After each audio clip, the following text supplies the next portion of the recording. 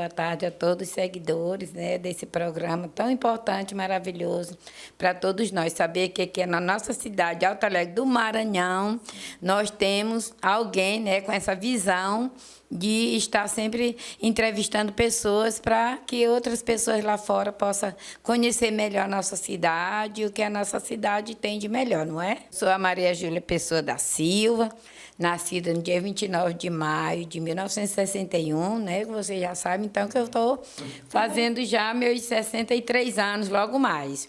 Filha de Raimundo Batista Pessoa, vindo do Piauí, que meu pai é piauense, né? Nasceu lá, mas com 16 anos meu pai atravessou aquela ponte e veio aqui para lá no Maranhão, onde conheceu minha mãe, Maria da Piedade Marques, né? Filha da senhorinha mais Carnaúba, família de Duda, né? Do Pitomba, ali são todos parentes da gente.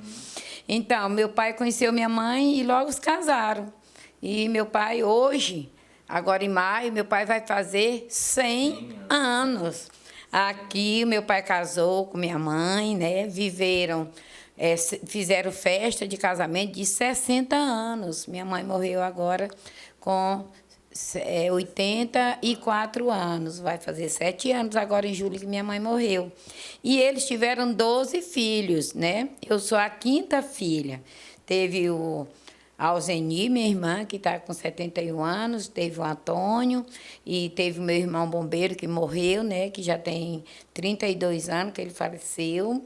Aí minha irmã Mauri, aí meu irmão Zé Preto, a minha irmã Simone, minha irmã Gorete, a Simone é a caçula. A minha irmã Piedade, a Maria da Piedade, a Maria de Jesus, a Maria José, aí Maria da Piedade. Teve José Preto, que é meu irmão que mora no Mato Grosso, José de Ribamar, chama Zé Preto. Aí teve a Simone, que é a caçula, e o Aureni. Então, nós somos 12 pessoas. Família grande, né? Famílias grandes. Então, nós somos de uma família pioneira aqui, né? Sim, da idade que meu pai está, eu acho que não tem mais ninguém da idade dele aqui em Alto Alegre. Já morreram todos, né? Aqueles que, quando meu pai chegou e fez amizade. Então, já morreram todos. Meu pai veio, ele tinha 16 anos do Piauí. Né? Depois de 16 anos, que meu pai chegou aqui com 16 anos, a gente voltou para procurar, depois que apareceu esse negócio de internet, que ele falava muito que queria ver a família dele, então minhas irmãs pesquisando, encontrou alguém aí, nós fomos todo mundo para lá para conhecer o pessoal dele. Só que não tinha mais irmão, né? Tinha alguns primos, e é isso. E, Júlia, agora fala, tu falou, né, que tu é nascida e criada em Alto Alegre. Como foi essa infância junto com os teus irmãos, né, com as outras pessoas aqui da cidade? Fala um pouco para quem está nos assistindo. A nossa infância foi naquela época, né, uma época que não existia energia aqui em Alto Alegre, não tinha televisão, celular, ninguém nem sabia o que era celular, se algum dia ia aparecer, telefone, mas a gente teve uma infância saudável. Ontem mesmo eu conversando com minha irmã, que ela mora em São Luís e sempre vem para nos ajudar com o nosso pai. E aí a gente falando para ela, quando a gente estudava naquele colégio hoje, que é o Ribamar Marão, ali funcionava uma escola, num prédio só, era duas entidades, como, por exemplo, município e estado. Na parte da manhã era estado, na parte da tarde era município. E não tinha carteiras, a gente levava a nossa carteira de casa na cabeça. As nossas sacolas, nossas bolsas, eram aquelas sacolas que vinha com sandália, que pendurava assim, era a nossa sacola. Mas a gente foi uma infância saudável. As merendas escolar não chegavam. Esse recado eu quero mandar para os jovens de hoje, os adolescentes que não valorizam. Verdade. Né? Quando a professora dizia recreio, nós tirávamos no rumo daquele mangal lá que hoje tem aquela poeira ali na rua do Setúbal. Ali, aquele lado do sindicato, aquele outro lado que tem a Secretaria da Mulher, ali para lá, tudo era goiabal. Era goiabeira e mangueira. Então, nós tirava para lá, procurar goiaba, era nosso lanche. Quando a professora gritava, não tinha sino. Quando a dona Natécia... Dona Natécia que era professora. Era professora antiga, né, de lá. E ela gritava, terminou o recreio. Só vieram neguinho descer dos pés de goiaba e pegar a goiaba, a gente trazia goiaba assim na blusa, chega, vinha cheia, todo mundo suado, sujo. Voltava para a sala de aula. Mas aquilo era tão bom, né? Era uma coisa tão inocente que ninguém olhava se eu estava sujo nem nada. E a gente voltava para a escola. João, quero te dizer particularmente, eu fui uma aluna aplicada. Naquele tempo, as professoras, elas tinham autoridade na sala de aula. Elas poderiam colocar o aluno de castigo, não é? Se o aluno não fizesse o dever, elas podiam colocar de castigo, que elas não eram penalizadas de jeito nenhum. Sim. E quantas das vezes os meus colegas tudinho ficavam de joelho e eu sozinha sentada, porque era eu a única que dava a lição, que respondia os questionários tudinho, Sim. que dava a tabuada, que perguntava a tabuada, né? Então, foi muito bom a vivência da gente com o nosso pai. Meu pai foi uma pessoa que não teve muito estudo, trabalhou naquela escola lá como zelador, como vigia, né? Ele foi vigia, se aposentou. Hoje ele é aposentado pelo Estado, né? Como meu pai era sábio. Além do Estado, hoje ele começou a trabalhar, mas ele pagava o INSS particular. Então, hoje Naquele tempo ele já teve essa visão, né? Visão. Ele pagava o INSS particular e tinha o INSS do serviço, né? Então, meu pai hoje ele foi aposentado, ele tem 2 aposentos devido a essa capacidade de pensar diferente que meu pai teve naquela. Hoje, como eu digo para os meus filhos, pagam o INSS de vocês particular. Ninguém sabe o tempo que vocês vão estar empregados, que fica desempregado. Ou, às vezes, trabalha na prefeitura, o pessoal não deposita o teu INSS e tu não estiver pagando. Verdade. Vai ser prejudicado. Então, a gente teve essa infância saudável. Papai levava a gente para a roça. Quem trabalhava de manhã para meio-dia, que chegava em casa, meio-dia, a mamãe já estava com a vasilha já com arroz ali, o feijão, amarrado na marmita, a gente montava no jumento, ia deixar na roça. Quem estava lá voltava meio-dia para almoçar e ir para o colégio. E quem chegava, ficava à tarde. Se fosse na capina, era na capina. Se fosse para plantar mandioca, manaíva, nós era que plantava. O milho era nós que plantava, o papai só cavava. As couves a gente ia atrás plantando. Na colheita do arroz, era nós. O papai não pagava ninguém para ajudar, não. Era nós. Quem teve tantos filhos como ele. Né? A gente estava falando hoje com minha irmã. Era uma vida sofrida, pobre, mas era saudável. Mamãe saía para a roça, mas o papai, ela ia quebrar coco, o papai ia para a roça e deixava minha irmã maior dizendo o horário que era para ela ir lá no quintal arrancar a macaxeira e a batata para botar para cozinhar para a gente, se alimentar meio-dia. E foi assim que nós somos criados. E estamos hoje.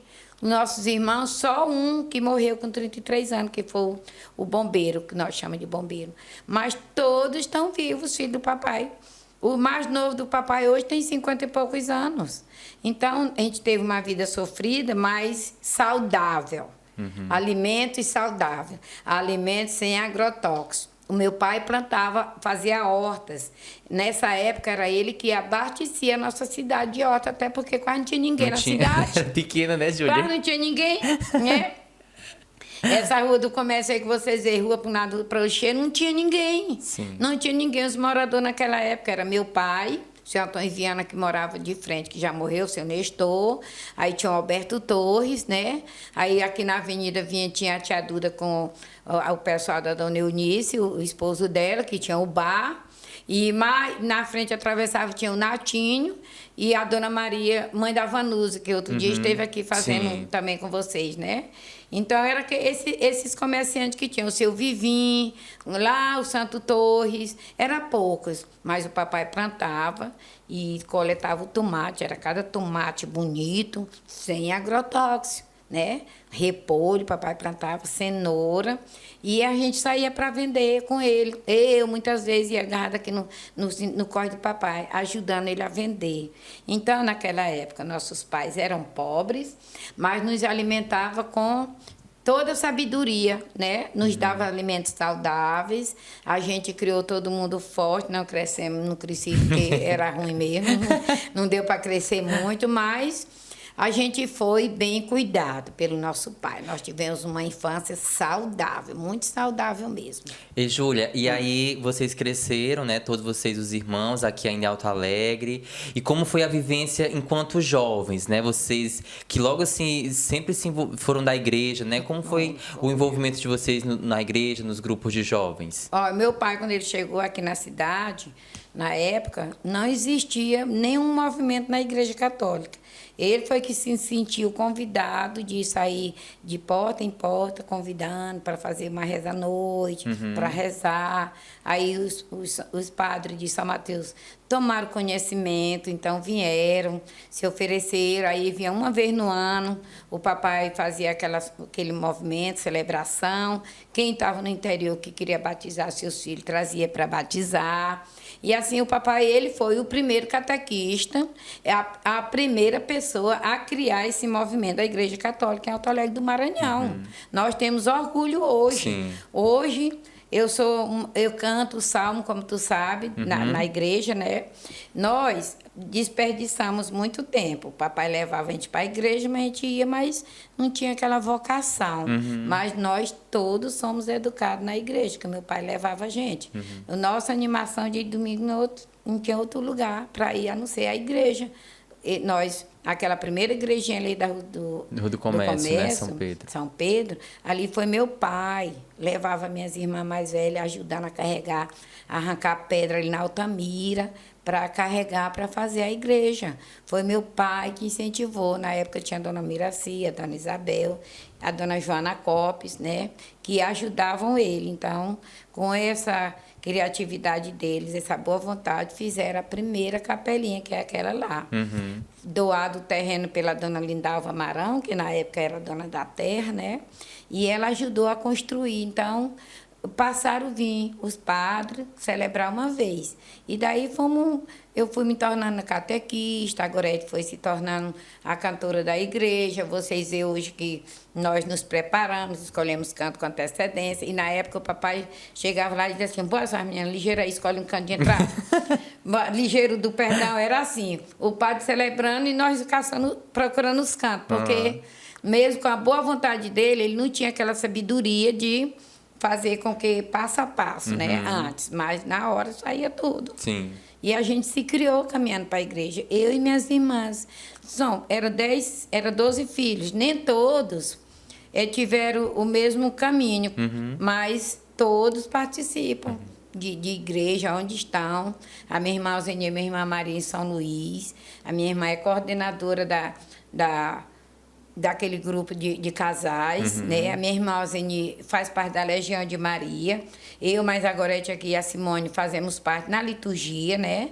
E meus irmãos, onde estão, eles vão na igreja. Sim. Então, a gente aprendeu isso com o nosso pai na nossa juventude. A gente aprendeu desde a infância. E seu Raimundo Batista, ele é uma herança viva, né, da nossa igreja, né? Exatamente, O fundador. E a gente tem, assim, muito orgulho de ter o seu Raimundo Batista no nosso meio ainda. Belíssimas composições, né? Ele fez, né? Tem livrinhos com músicas escritas. E seu Raimundo é uma riqueza pra gente, né? E vai fazer seus 100 anos agora, né? E, Júlia, e aí...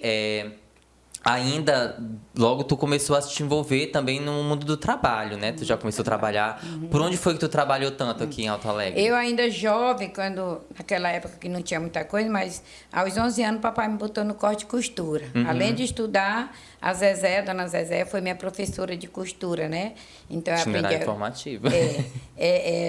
Ela era costureira e bordadeira. Então ela ensinou nós a costurar e ensinou nós a bordar. Aí, daí, desse momento, de 15 anos para frente, eu passei a costurar. Na minha vizinhança, aquelas senhoras, quem fazia as roupas era eu. Era eu que vestia as senhoras naquela época. O meu pai era alfaiate, ele ganhava dinheiro também com costuras, né? Antes do meu pai trabalhar na escola, ele trabalhou no mercado, do mercado ele foi para a escola. E aí, antes disso, ele era alfaiate. Além de trabalhador na roça, e minha mãe quebrando coco, meu pai foi costureiro, alfaiate. Papai fazia paletó para aquelas pessoas mais importantes da cidade, ele fazia. Então, eu me tornei também costureira, né? Sim. Passei a costurar, passei a bordar. Então, depois eu fui montar uma escolinha de professora, para ser professora particular. Tinha um sonho muito de ser médica, mas não cheguei a ser médica.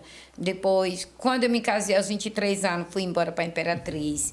Lá eu fui trabalhar de professora. Tu sabe que naquela época não precisava ter diploma para ser professora. Sim, os professores leigos, né? E nessa época eu fui, aos 23 anos, professora leiga, Imperatriz. Trabalhei 7 anos lá de professora. Aí tinha aqui, antigamente tinha o seu Zé Leite aqui, que foi vereador de Coroatá, e a Deuselene quis abrir um hospital aqui, mas o marido dela, que é médico, né, doutor Luiz, então eles fizeram aquele hospital e eles me convidaram para vir para cá, que eu era... Papai ensinou nós a fazer tudo. Eu aprendi a aplicar injeção nele, ele queria tomar injeção e botou eu para aplicar, e eu aplicava. Então eu vim trabalhar no Hospital da Deuselene como auxiliar de enfermagem, sem saber muita coisa, mas eu sabia pegar uma veia, eu sabia verificar a pressão, eu sabia aplicar uma injeção intramuscular, entendeu?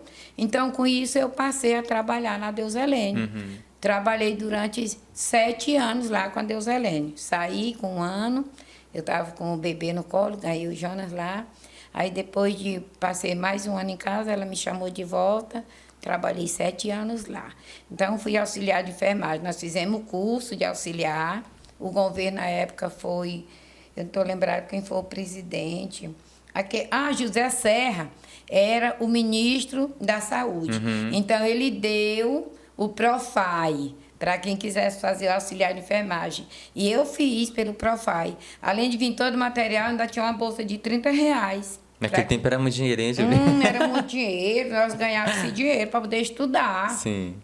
Olha, o pé de meia já tinha naquele tempo, o pé de meia. Já. Então, eu fiz auxiliar, eu fui trabalhar, trabalhei de auxiliar de enfermagem, né?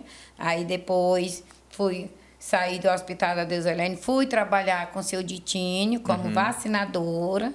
Depois, seu Ditínio, durante o mandato do seu Ditínio, ele fez 2 concursos, né? E um dos concursos, em 2004, eu me inscrevi e, graças a Deus, eu fui aprovada a agente comunitário de saúde.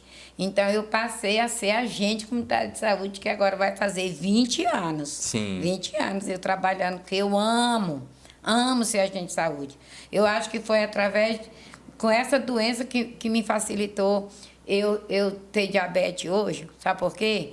Eu entro na casa de todo mundo toma um cafezinho e o café. Toma um cafezinho e o café. Eu gostava demais do café. Gosto. E era doce. E por causa disso, eu acho que eu contraí a diabetes, né? Hoje eu sou diabética. Já não tomo mais café. Fico com pena quando eu chego na casa das minhas famílias que oferecem café, mas elas já sabem. Algumas já fazem sem o açúcar, né? Para mim poder tomar. Eu achava para mim, assim, uma falta de respeito. Se eu entrasse na casa de uma pessoa, como lá todo mundo, pessoas pobres, carentes, ofereciam um café e eu dizer que não queria, para mim era uma rejeição com aquelas pessoas. Mas eu me fiz agente de saúde e eu sou até hoje. Então, eu trabalhei lá, trabalhei no posto, depois que o Maninho ganhou, eu trabalhei 8 anos como coordenadora daquele posto, das ambulâncias, atendendo muitas pessoas aqui na nossa cidade. E eu sou grata a tudo isso. E, Júlia, agora fala um pouco pra gente sobre os teus filhos, né? Tu tem os teus filhos, tu teve como mãe, tu teve uma perca de um filho. Como foi esse momento pra ti? João, eu quero dizer assim também pra ti, que em 2000 eu também passei a trabalhar na Pastoral da Criança. Eu fui agente da Pastoral da Criança. 12 anos eu fui agente de pastoral, né? Trabalhei na Pastoral da Criança, que tu sabe. Nós cuidávamos de criança desnutrida, pesava criança, media criança. Eu tinha um programa na rádio, né? Sim. O Viva a Vida, que eu levava ao ar todos os sábados. E aí eu achei engraçado agora, quando tu perguntou quem era que movia toda a aparelhagem lá para mim, era eu, na época. Os meninos só preparavam lá e eu chegava e era botão para lá, botão para cá, na hora de falar, na hora de sair. Então, eu tive também esse papel muito importante de cuidar das nossas crianças desnutridas. Nessa época, foi uma época também muito dolorosa, né? Eu perdi meu filho de 18 anos, meu primogênito. Eu tinha que voltar para o rádio e eu quando eu perdi meu filho, mas uma semana depois eu voltei a fazer o meu programa, que eu não queria deixar meus ouvintes sem a minha voz, né? Que eu sabia que eu levava. Além de levar o conhecimento da pastoral da criança, eu ensinava muito remédio caseiro, remédio natural, as pessoas cuidar dos seus filhos em casa. E eu tive 3 filhos, né? O Juninho, que foi esse que faleceu, já está com 17 anos. Tem o Jonas, que está com 32 anos, e meu Jeff, pessoa da Silva, que hoje está em Santa Catarina. Mas foi para mim foi a coisa melhor que Deus me deu na minha vida. Foi o presente que Ele me deu, foi meus filhos. E eu agradeço a Deus todos os dias por essa dádiva e que meus filhos comigo. E eu tenho, né? Eu tenho esses filhos como dádiva de Deus. É uma glória ser mãe. Eu agradeço a Deus por ser mãe. E sou avó. Sou avó de 4 crianças, que amo demais. Amo muito. E, Júlia, aí tu falou da Pastoral da Criança, e aí, como foi que começou o movimento da Pastoral da Criança? Foi com a vinda das irmãs, né, pra cá? Em 2000, as irmãs, a irmã Miriam, a irmã Nicole, que hoje a irmã Nicole ainda reside aqui no bairro Tucum, elas vieram e aqui elas criaram a Pastoral da Criança, né? E eu fui uma das primeiras pessoas a me apresentar para trabalhar. E logo eu fui escolhida para ser coordenadora. Sim. E como, na época, tinha muitas pessoas, muito líder. Eu cresci muito a Pastoral da Criança, eu convidava muitas pessoas, as pessoas vinham, participavam, se capacitavam.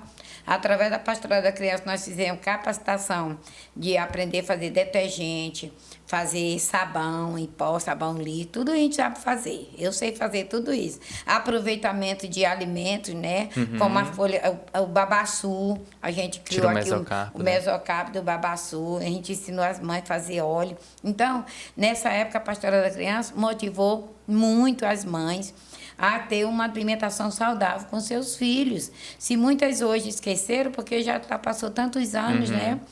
E hoje eu não estou ainda na Pastoral da Criança, devido à idade também chegou e problemas de saúde vieram e outras pessoas não quiseram tomar de conta, a gente deixou de lado. Sim. A irmã ainda insistiu muito, Júlio, vamos voltar com a Pastoral da Criança. Eu digo, irmã, deixa eu melhorar, que nós vamos voltar com a Pastoral da Criança. Ela ainda está na expectativa de que um dia nós possamos voltar com ela. E, Júlia, e com relação agora à tua vivência hoje, aos teus projetos futuros, né? Quais são as tuas perspectivas do que é uma mulher assim tão sonhadora, uma mulher engajada na vivência da comunidade? Quais são as tuas perspectivas? A minha expectativa, eu ainda tenho a esperança com o meu problema de saúde. Vocês sabem que eu fiquei diabética e depois da diabetes veio o problema na retina, né? Eu estou com problema, estou em tratamento, mas eu tenho esperança de que eu ainda vou exercer a minha função de assistente social. Sim, te formou, que eu né? me formei assistente social. Mesmo trabalhando, criando meus filhos, com toda dificuldade, depois que eu fiz auxiliar de enfermagem, técnico de enfermagem, fiz o magistério, né? Até aquele 4º ano adicional que a gente fazia antigamente. E depois de muito tempo, eu fiz o serviço social, eu me formei assistente social. Ainda no último mandato do Maninho, eu recebi o meu diploma de assistente social. Então, eu lutei com meu filho também para entrar, ele entrou em enfermagem. Não terminou, mas faltando ainda um ano para ele só concluir o estágio de ser enfermeiro. Porque o meu sonho é colocar um dos meus filhos ainda para, pelo menos, ser enfermeiro, que é a profissão que eu mais amo, estar dentro do hospital cuidando dos doentes. Então, eu ainda tenho este sonho de que um dia eu possa ainda exercer a minha função de assistente social, nem que seja dentro de um hospital, para ajudar as pessoas que eu gosto muito de ajudar. Então, Júlia, nós queríamos aqui, né, encerrando já o nosso podcast, agradecer aqui pela tua presença, pela tua participação, por tantas memórias, né, que tu trouxe aqui da vivência da tua família, com o seu Raimundo Batista, a dona Tentem, e toda uma gama de memórias que foram relembradas aqui. Então, queremos te agradecer do fundo do coração aqui do nosso podcast e dizer que seja sempre bem-vinda aqui. Muito obrigado. Eu que tenho que agradecer, né? Eu trouxe para esse programa de vocês a história do meu pai, que precisa ser conhecida por muitas pessoas, né? Sim. Uma pessoa que vai fazer 100 anos, ainda vive, está no nosso meio, então eu só tenho que agradecer essa oportunidade, né? Que vocês me deram de estar aqui e poder partilhar um pouco da minha vida com muitas pessoas aí pelo meio desse mundo. Muito bem, obrigado. Obrigada, viu? Eu que agradeço.